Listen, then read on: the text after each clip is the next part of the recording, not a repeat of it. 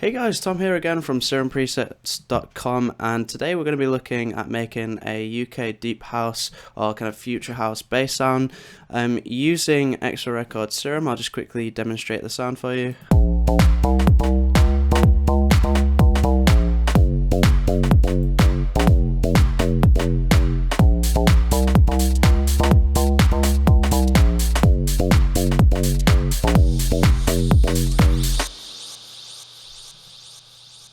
So a really nice sound. It's really full, really fat sounding, and I'll just quickly mention before we initialize the patch and start making it from scratch, just quickly, this is bass 51 from my future house sample pack, which is over on SerumPresets.com, or preset pack, sorry.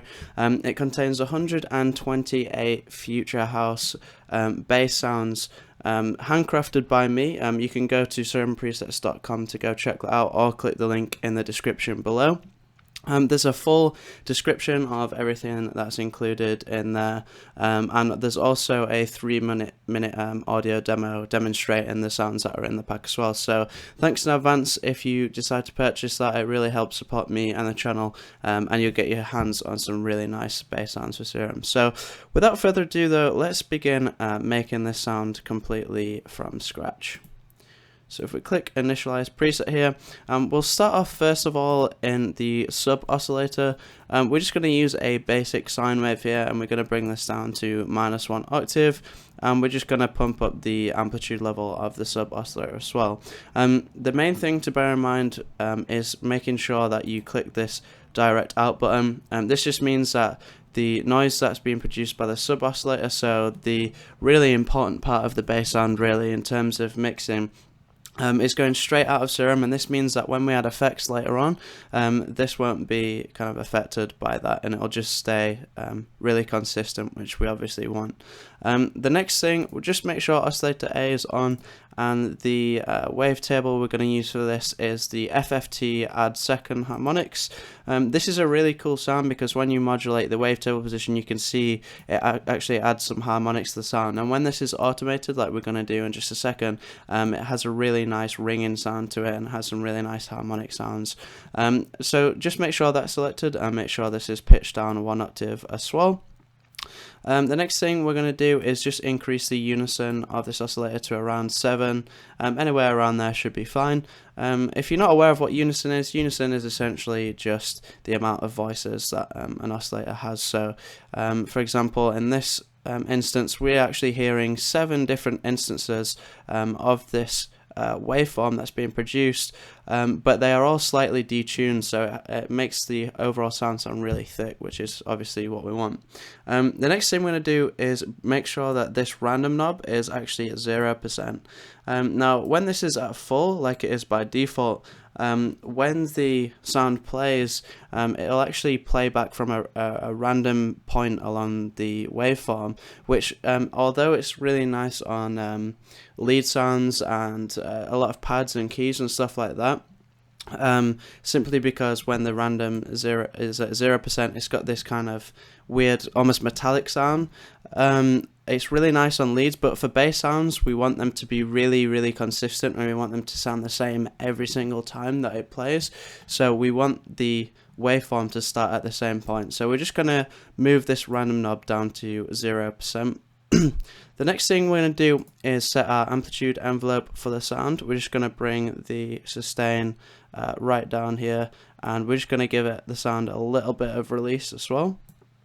The other thing we're going to do is just increase the attack a little bit, because we're actually going to use the noise oscillator for the attack of the sound. So we've set up envelope 1 here for the amplitude, which is by default the amplitude envelope within Serum, but for envelope 2 we're just going to use a really sharp attack here, and we're going to switch the noise oscillator on and select this high pass chorus noise. I mean, you can really, it's really down to personal taste which noise source you want to use. I personally really like this one because it's got a really clean sound, and it's not too muddy.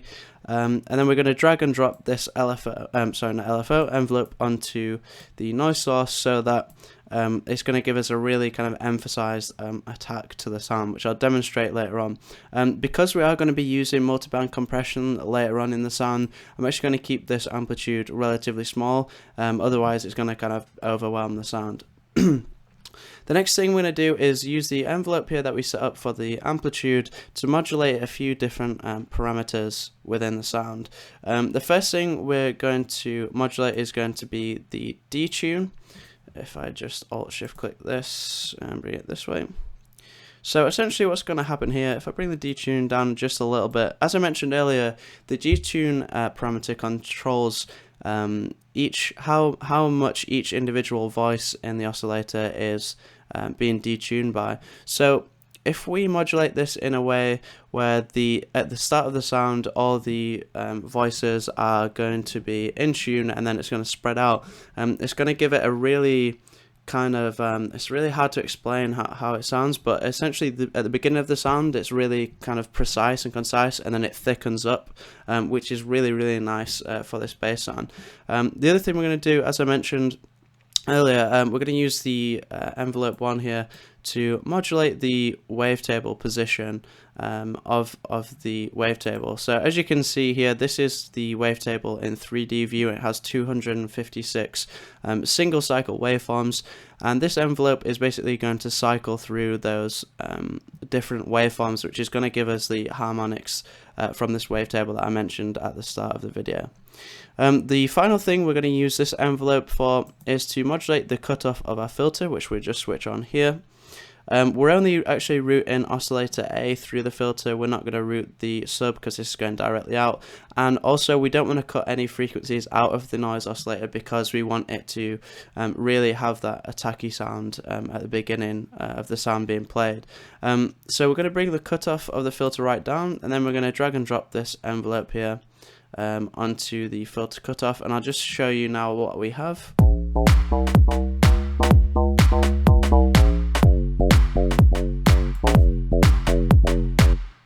So already the sound's really shaping up. You can really hear the effect that the envelope's having on the cutoff of the filter.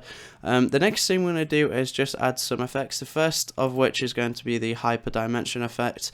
We're just going to use the hyper section, and we're going to bring the mix down a little bit, but essentially what this effect is doing is thickening the sound up even further, again through the use of unison. The next thing we're going to add is a compressor, which we're going to use in multiband modes to bring out a lot of the highs and mid frequencies, and we're just going to increase the gain here. Because we're increasing the gain here, we're most likely going to have to bring the master gain down a little bit.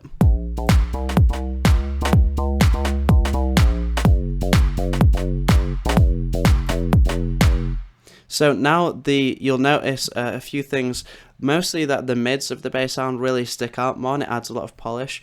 The other thing, as I mentioned earlier, you can really hear the attack of the bass now because the compression is really bringing out this noise. I'll just demonstrate it again for you.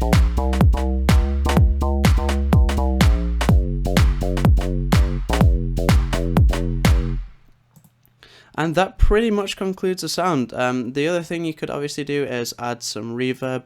Honestly, most of the time I'd recommend using a different reverb. Personally, I'm not too keen on how this reverb sounds within Serum. It sounds a bit metallic to me, but if you are going to use this reverb, what I would advise doing is increasing the low cut frequency here a bit. What this is going to do is cut out a lot of the muddy low frequencies in the bass sound so that you have a much cleaner sound. Also, you don't usually want too much reverb on bass sound, so I'd recommend bringing the mix down a bit, and we'll just see what this sounds like now.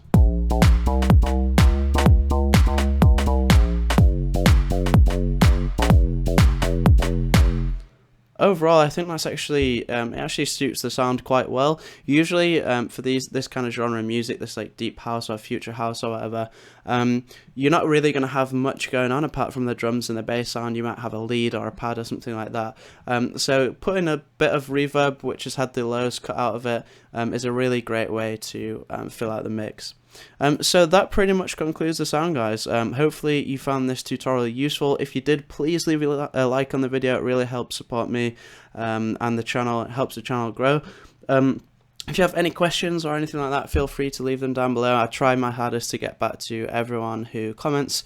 Again, if you haven't already, go ahead and check out SerumPresets.com, where I'm actually selling my future house bass pack for Serum. Actually has 128 bass sounds in there. There's a full audio demo on there, and if you decide to purchase that, thanks in advance. It really means the world. So thanks a lot, guys, and I'll see you in the next video.